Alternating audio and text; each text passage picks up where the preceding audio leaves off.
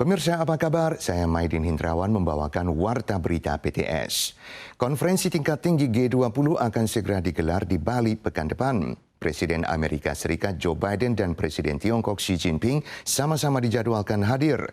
Apakah isu Taiwan akan terungkit? Biden menegaskan doktrin terhadap Taiwan tidak pernah berubah dan dia akan membabarkan garis merah untuk menyelami keuntungan inti masing-masing dalam pertemuan bilateral bersama Xi. KTT G20 akan dibuka di Bali, Indonesia 15 November. Presiden RRT Xi Jinping dan Presiden Amerika Serikat Joe Biden sama-sama akan hadir. Apakah pendirian Amerika dalam penawaran bantuan militer pada Taiwan akan terungkit saat bertatap muka dengan Xi? Biden menjawab doktrin terhadap Taiwan tidak pernah berubah. And Taiwan doctrine has not changed at all from the very beginning. So I'm sure we'll discuss China. Taiwan. Biden menegaskan tidak akan membuat konsesi fundamental apapun saat mengadakan pertemuan dengan Xi. Saya mencari kompetisi bukan konflik, tuturnya. And so what I want to do with him when we talk is lay out what kind of each of our red lines are. Salah satu isu penting dalam hubungan Amerika Serikat-Tiongkok adalah kondisi Selat Taiwan. Sementara eskalasi militer terhadap Taiwan terus berlanjut, Tiongkok juga untuk pertama kali memamerkan pesawat Chengdu J-20 dan model konseptual pesawat tempur generasi ke-6 dalam pameran China Air Show di Zhuhai. Demonstrasi kekuatan militer ini dipercaya akan membangkitkan ketegangan selanjutnya di Selat Taiwan. Lagi-lagi sebuah sindikat perdagangan manusia berhasil dibongkar di Taiwan.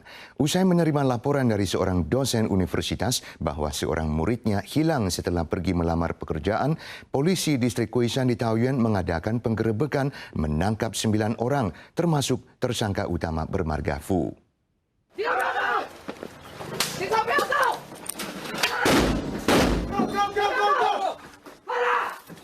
Kantor polisi Kuishan Taoyuan menerima laporan seorang dosen Universitas Teknologi bahwa seorang muridnya yang bermarga Chen hilang kontak setelah pergi melamar pekerjaan melalui rekomendasi seorang teman. Setelah diinvestigasi, korban diduga tertipu oleh tawaran pekerjaan dan ditahan sindikat saat melamar. Polisi mengakses ratusan kamera pengintai di kota New Taipei dan Kabupaten Hsinchu.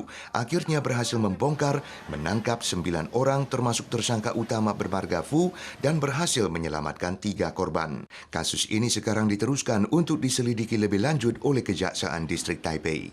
前动在新北市及高雄市等地区共遭拘禁15天，并准备将被害人送往柬埔寨从事诈骗犯罪。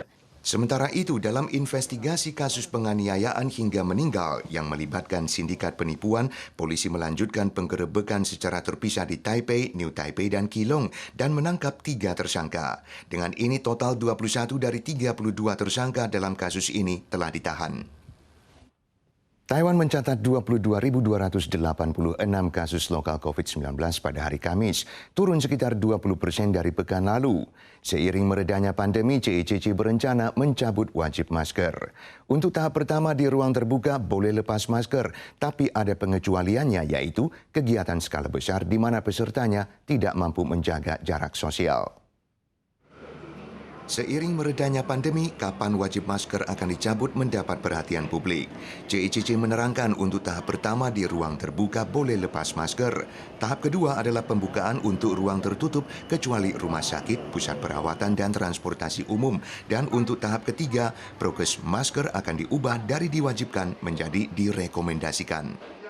演唱会、体育场所或者是这个选举造势那这些都跟很多不特定的对象不能保持社交距离那这些是不是有另定规定？这些我们还在思考。 CECC juga memastikan cakupan distribusi alat tes COVID secara gratis akan diperluas untuk anak-anak 12 tahun ke bawah dan keluarga berpenghasilan rendah dan menengah. Diperkirakan 1,8 juta warga akan mendapatkannya. Pemirsa sekalian, sekian Warta Berita dari PTS. Soal lagi pekan depan.